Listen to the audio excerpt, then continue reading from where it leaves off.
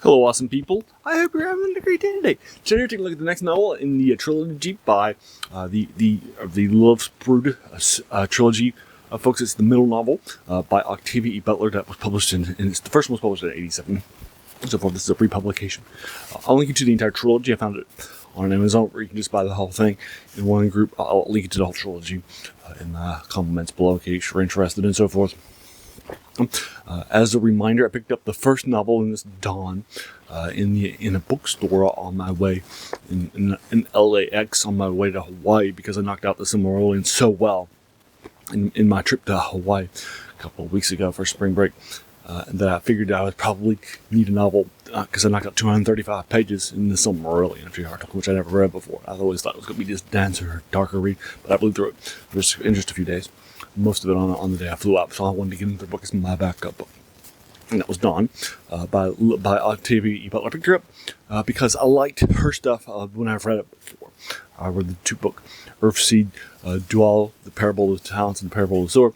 I knocked out a short story of hers. That's how I came across her.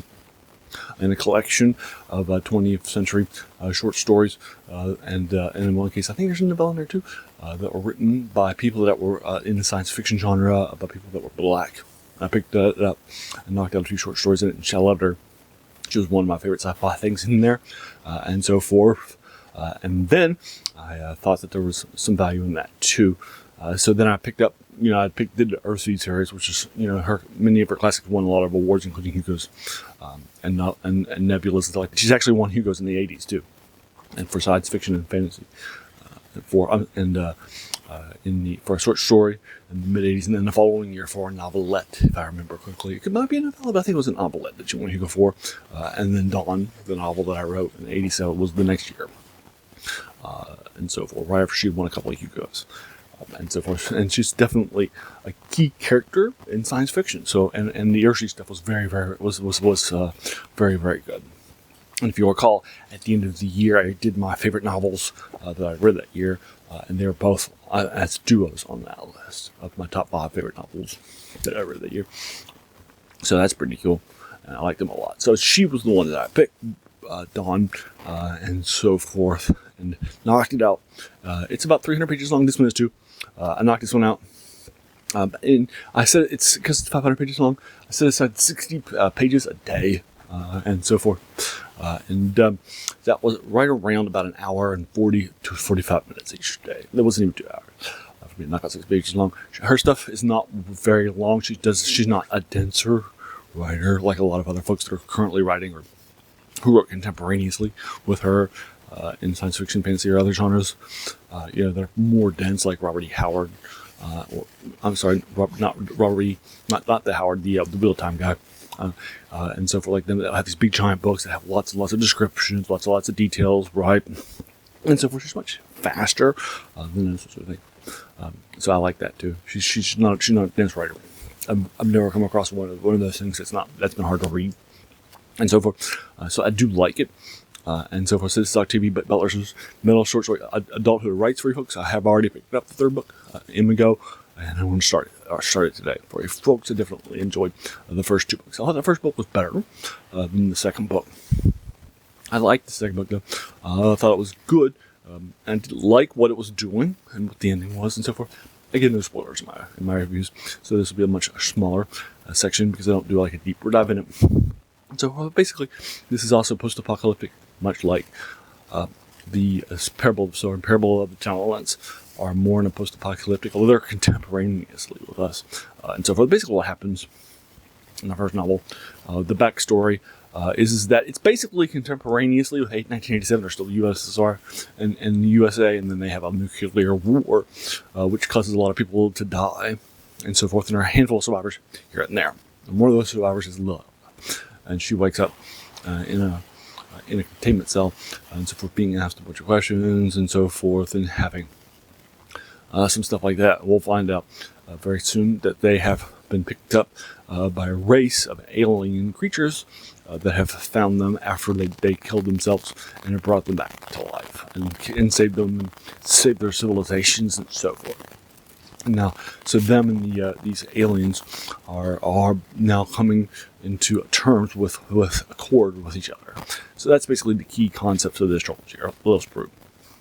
Lilith then is a main character. There are other characters and so forth. I would argue that the main character in the second book is her son, Aiken, and so forth. Not her, not Lilith.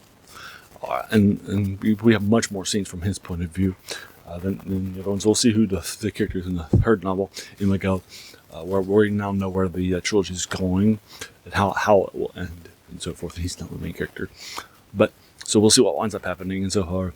But I do like what's happening.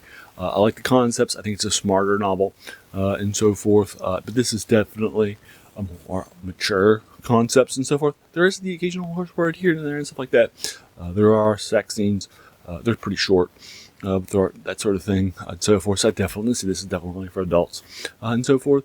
But I do think that she has some interesting things, such as say, for example, we'll find out early on in the first few chapters that we were that they chose to save us because we were intelligent. It's one of our key defining sort of genetic traits and so forth. But they said they also had an issue because they thought that they were hierarchical, right?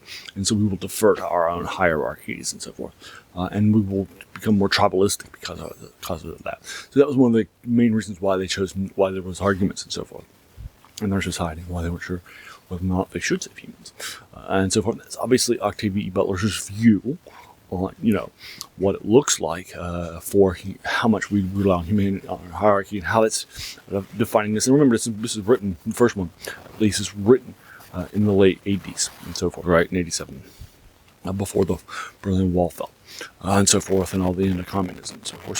So the first one was definitely written during that time, so you definitely argue that we're definitely putting hierarchy of our own people ahead of the rights and wrongs and so forth, and helping others and that sort of thing, right? And so forth. So I think it's definitely something of her time that I can see where she's coming from, right? But it's definitely her voice in this thing.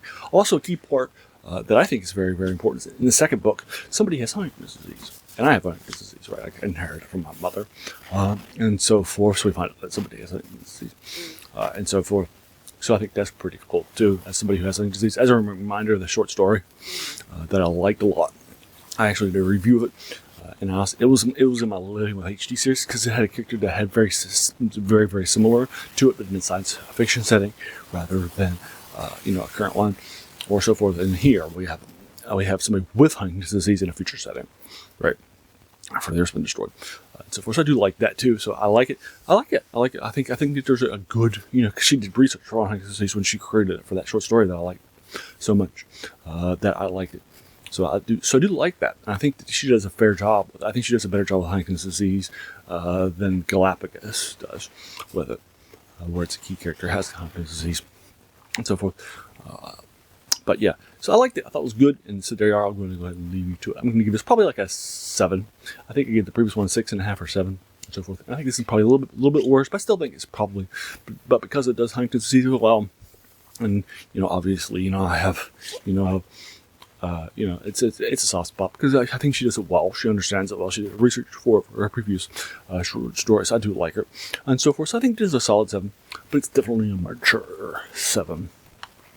And so forth. I wouldn't recommend it for young adults or kids or teenagers or so forth. Like, I do think they need to have been maybe college students. I think maybe able to handle this and so forth. But it's definitely a more mature concept and so forth. But there you are. That is Adulthood Rites by Octavia E. Butler.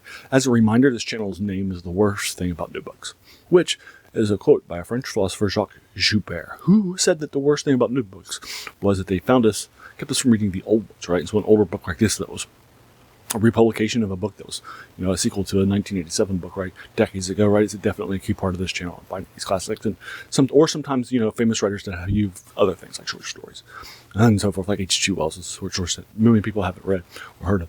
That's sort of a thing I like to do, and find these classics for folks and unpack them for y'all. So there you are. So what did you think? Did you agree with this? Probably 6.5 out of 10. So what did you think about it? Let's talk about it in the comments below if you agree or disagree or not, or if you want to talk about spoilers, put it in spoiler tags. I'm happy to do that too.